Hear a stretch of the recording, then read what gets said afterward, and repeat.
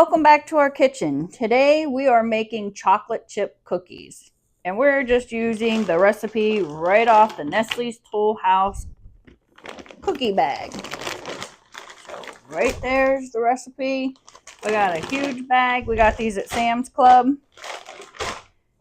It's enough to make a lot. But this recipe here that we're making says that it makes about 5 dozen cookies. So the first thing you need to do is preheat your oven to 375. I always make sure there's nothing in there because one time my mom always was really good about taking care of the dishes and everything, and all of a sudden company showed up and she didn't do the dishes, so she hurried up and threw them all in the oven. Well, guess what happened? The company brought pizza that needed to be cooked. So mom got caught with the dirty dishes in the oven. Some people put bread in their oven to keep it, out of the way. We don't keep anything in our oven, but it's still just habit. I always check the oven. So just keep that in mind. Always check your oven.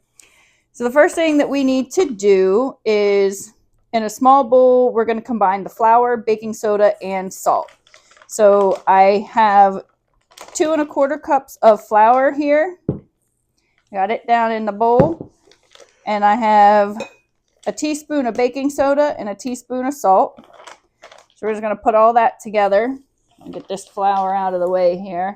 That's a big bag of flour because we're making lots of cookies. A pretty little pink thing. Just going to mix that in just a little bit so that it's all mixed up a little bit. And we're just going to set that aside for now.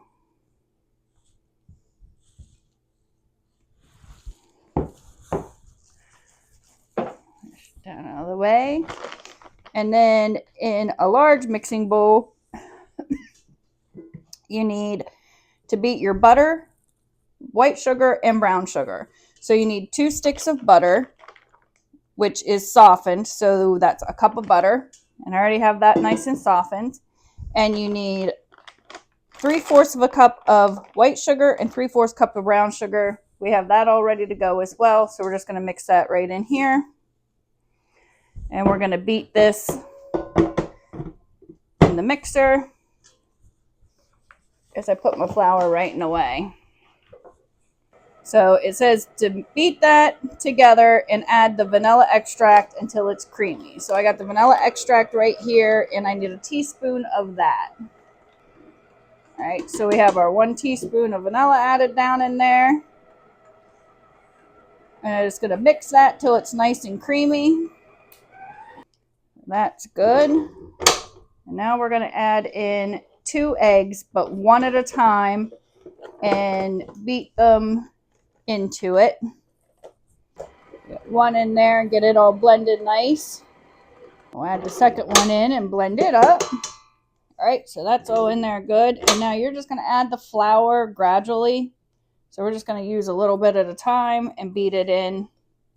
So I'm going to put about a little less than half in there, so probably 1/3. Mix it up some. And put another 1/3 in. Just mixing away.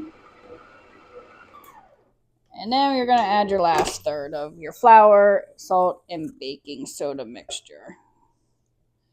I want to make sure that gets blended well. And then we're going to add our chocolate chips. All right. That's all good. And now you're just going to gently blend these in. You're not going to, there's 2 cups of these chocolate chips. You're just going to gently blend them in. You don't want to crush them up or anything. You just kind of want to make sure they get mixed down into the dough so they're evenly proportioned when you go to do your cookies. All right, so that's all mixed there. And now we're on to the next stage. We're going to get them on our cookie sheets. All right, so we have this all mixed in here nice and good. And we're just going to drop these on an ungreased cookie sheet. And then we're going to bake them at 375 for 9 to 11 minutes. So you're just going to, I like to use 2 spoons. Some people have those little fancy cookie scoop things, but I find that if you just use 2 spoons, you can just do that. You want to make sure that you leave space in between especially if it's the first time you're using a recipe. That way, if they cook and they expand, they still stay in nice little cookie forms and they don't just make one giant cookie when they cook down. Just one giant cookie? One giant cookie. These smell so good. Chocolate chip cookies are really good with milk. They're good with coffee. They're just a good cookie. Some people add nuts in their chocolate chip cookies. I'm not a big fan of putting nuts in a cookie. So I'm just going to do a dozen on each one of these sheets. That just sounds nuts to me. Nuts. Oh, nuts. Add nuts to the cookie just sounds nuts. Nuts. Because they're chocolate chip, not nut cookies. I like making these with chocolate chips and peanut butter chips together. But I'm a chocolate peanut butter fan.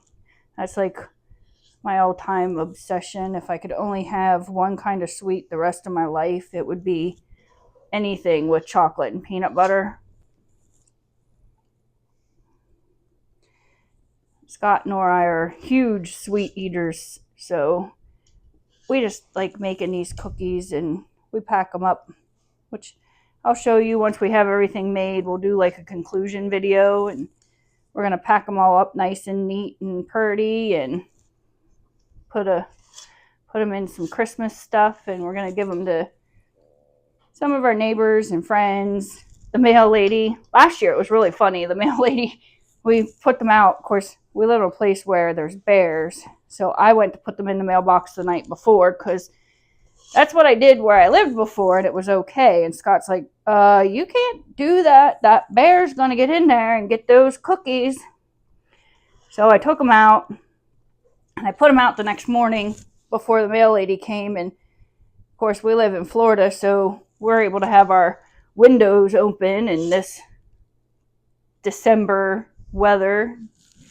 And I had the windows open, and I was doing some other things, and I heard the mail lady out there, and she beeped and she honked, and she's like, oh my gosh, thank you so much for the cookies. I could hear her through the window, and so she was really happy. So we're definitely going to do that again this year. All right, so there we go. We have 12 and 12 is 24. We have 24 cookies. You can bake these in the oven together, one on top of the other, like on one shelf and another shelf, but I'm going to do them one at a time because I like to do it for the more consistency. There's, you get the whole entire airflow. If you're going to do 2 racks, I suggest using a smaller pan and a larger pan so you have the more air consistency, but we're going to put these in at 375 and we'll be back in 9 to 11 minutes. All right, so it's been 9 minutes, and these cookies look pretty good. So the one thing you want to do is you don't ever want to over-bake your cookie. So these are nice and puffy. Just drop my microphone. And they're golden brown on top. So you're just going to let them sit for 2 minutes before you scoop them off. And if you can see, we already have some parchment paper over here or wax paper, and we're going to scoop them onto there. So we're going to go ahead and put another batch in. We're going to cook them for 9 minutes. I'm going to set my timer for 7 so that I can know that these cookies are cold in 2 minutes to take them off. And look at that. Oh, do they smell so good. I wish you could smell them. They look delicious too. All our cookies are done. We have them on the parchment paper and cooling. I'd like to say thanks for coming to our kitchen. Thanks for joining us making cookies. Please don't forget to like and subscribe. Smash that like button. Hey, look at that. I said it right. And don't forget to subscribe. See, I get all excited. I think I did something good, and then I mess the next thing up. I just let it in there because it's funny. Because I'm human. All right, thanks, y'all. See you on the next video. Bye.